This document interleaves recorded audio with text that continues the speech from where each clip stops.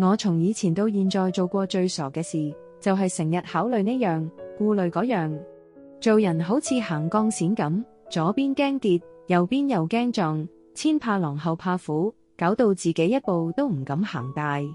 怕講錯一句說話得罪人，怕做錯一個決定失去機會，怕拒絕人之後冇朋友，怕堅持自己會俾人話自私。結果呢？人冇話一定留得住，事又未必保得穩，但我自己就一步步退後，退到連自己想點都唔記得。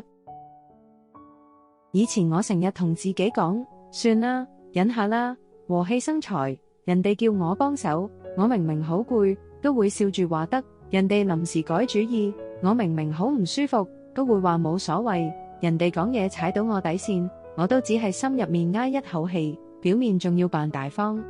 久而久之，我變成一個好識體諒人、好易話為嘅人，但同時亦都變成一個最唔識體諒自己嘅人。最諷刺嘅係，我成日幫人設身處地，諗佢哋會唔會唔開心，會唔會難做，會唔會受傷，但我好少問自己一句，咁我呢？我會唔會唔開心？我會唔會難受？好似自己嘅感受係最唔重要，最可以擺埋一邊嘅。原來我一直以為咁樣叫成熟，其實只係懦弱。我以為咁樣叫大方，其實只係冇界線。有時夜晚靜落嚟，我先會諗返，咁多年，我咁努力去遷就人，有幾多次有人真係主動問我一句，你得唔得？你辛苦唔辛苦？唔係話冇，只係好少。大部分時候，人都只會習慣你嘅好，當你嘅付出係理所當然。你一旦拒絕一次，就變成唔夠義氣；你一旦為自己爭取，就變成難搞。原來，當你太習慣為人着想，世界就會習慣唔為你着想。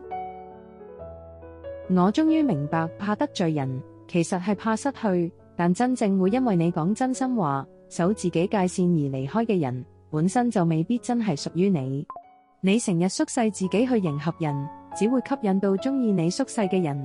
當你有一日想企直，佢哋反而會覺得你變咗。其實唔係你變咗，只係你終於唔想再委屈。人一世流流長，但精力有限，時間有限，心力更加有限。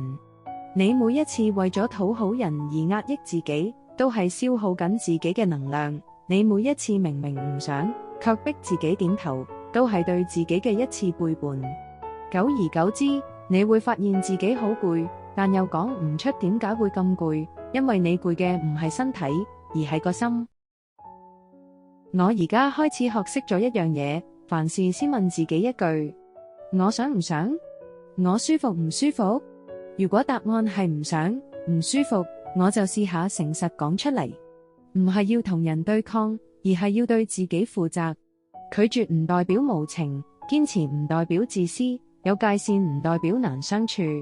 相反，當你學識尊重自己，人哋先會知道點樣尊重你。老實講，我係會驚嘅，怕人誤會，怕人離開。但我提醒自己，如果一段關係要靠我長期委屈先維持到，咁佢本身就唔健康。真正值得留低嘅人，係會願意聽你講感受，會在乎你嘅底線，會體諒你嘅難處，而唔係只享受你嘅付出。所以，當你又開始猶豫，又想退一步嘅時候，你要記住，你已經為人退讓咗好多年，係時候為自己行前一步。唔好再成日考慮呢啲嗰啲，卻唯獨唔考慮自己。唔好再怕得罪人，卻得罪咗最重要嘅自己。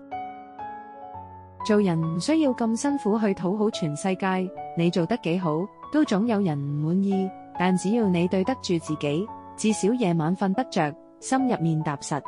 以後每一個選擇，我都要記住，我嘅感受唔係次要，我嘅需要唔係可有可無。如果有一日你又差啲忘記咗自己，我希望你再問自己一次，有冇人真係會考慮過你嘅感受？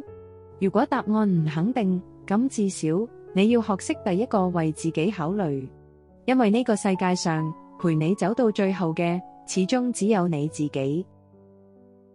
如果你喜歡呢段視頻，記得俾個 like，訂閱我哋嘅頻道，仲有撳埋隔離嗰個小鐘仔，你就唔會錯過我哋之後更多精彩分享啦。